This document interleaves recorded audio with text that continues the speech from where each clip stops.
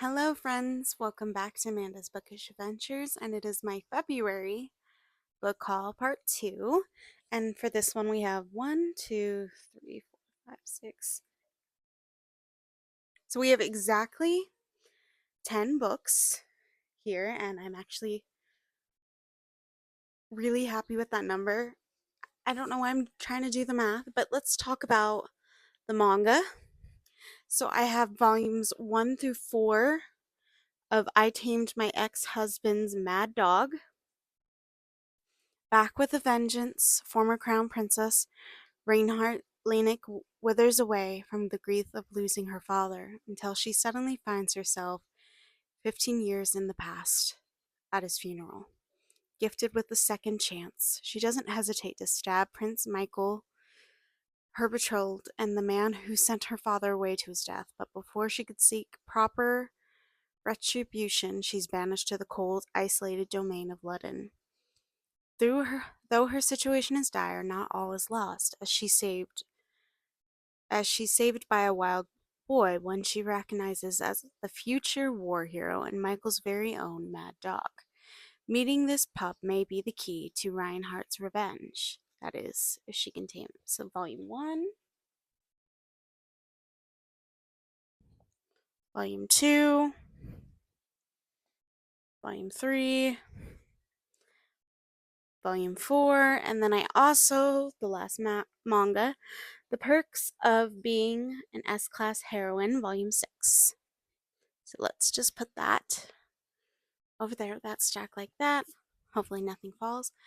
Then I got The Fairy Morgana by Louise Morgan, author of A Secret History of Witches. Shapeshifter, sorceress, healer.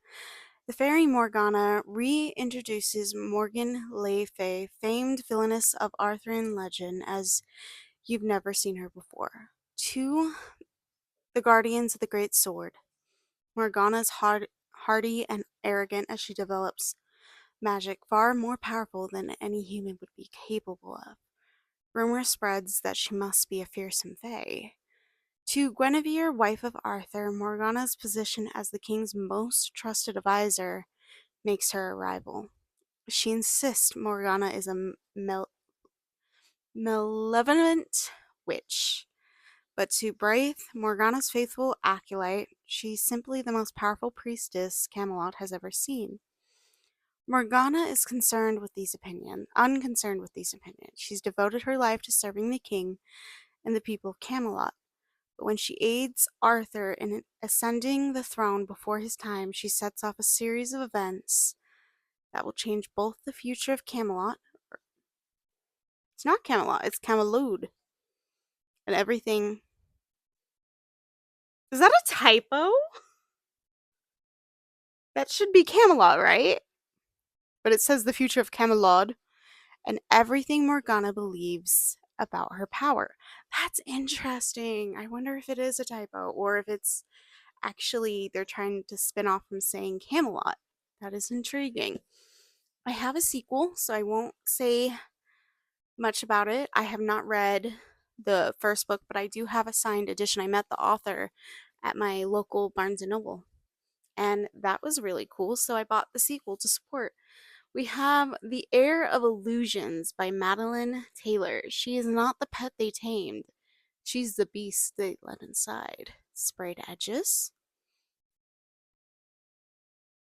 Blessed with the power of illusions, Iverson Pomeroy has many tricks up her sleeve. However, none of them are a match for the enchanted collar at her throat that keeps her bound as an assassin and mistress to a ruthless king.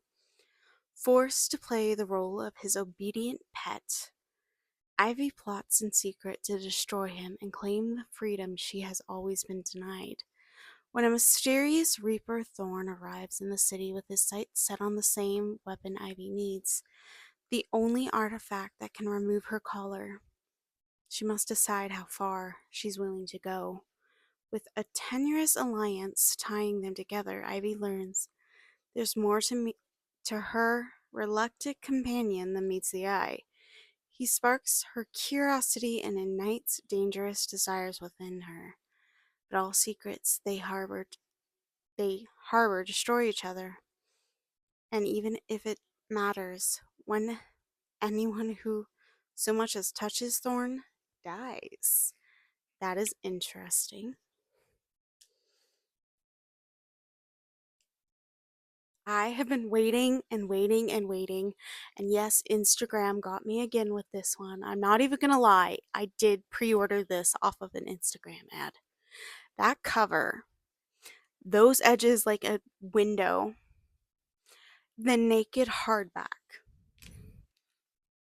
and the end page. Oh, it's so pretty.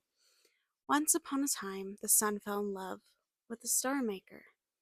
Nestled deep in the snowy mountains of the Lost Range, the village of Reverie is a small miracle. Beyond the reach of the sun, Reverie is dependent upon the magic of the mysterious Star Maker.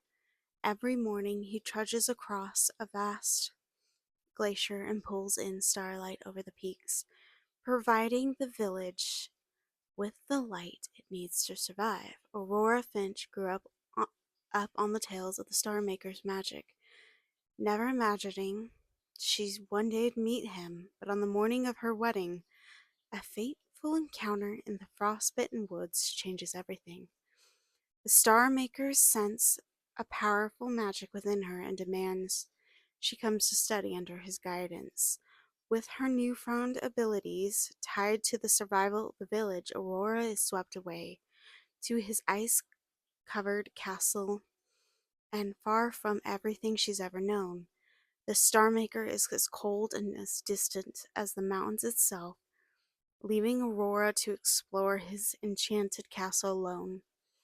Yet the more she discovers about the sorcerer, the stronger their attraction grows, pulling her closer to the secrets he refuses to share. But a deadly frost approaches, and Aurora must uncover what the Star Maker is hiding before she's left in endless winter that even the sun cannot touch. I have been dreaming about this book. I got off work and I was like, the whole time I was not at work, every break I had, even my lunch, I was like refreshing my Amazon tab just to see when this book was coming. And I was able to basically get the notification, run and go grab it as fast as I could. I had nightmares that the book got destroyed, and I just was not sleeping good until that book was in my hands. Like, I physically was having a reaction of the book being damaged, and those nightmares drove me crazy. After the book came, I was able to get a good night's rest. This one release was also a nightmare to get.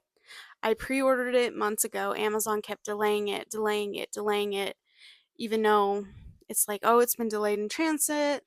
It was just giving me so much trouble. After a week of not receiving my copy, I canceled it and ordered it off Walmart because they couldn't even give me why it was delayed and all the reasons. So it was frustrating. And it said, canceled, returned during transit, returned why it was coming here. And I was like, no, it's been coming here for a week. But I finally have it. We have The Stolen Midnights by Catherine Quinn. In the heart of Andalay, a city teetering on the brink of chaos, the sheltered daughter of a revered lord awaits a magical gift from the fates. All the favored receive one on their 18th birthday, but when Ren's never arrives, her life takes a dramatic turn.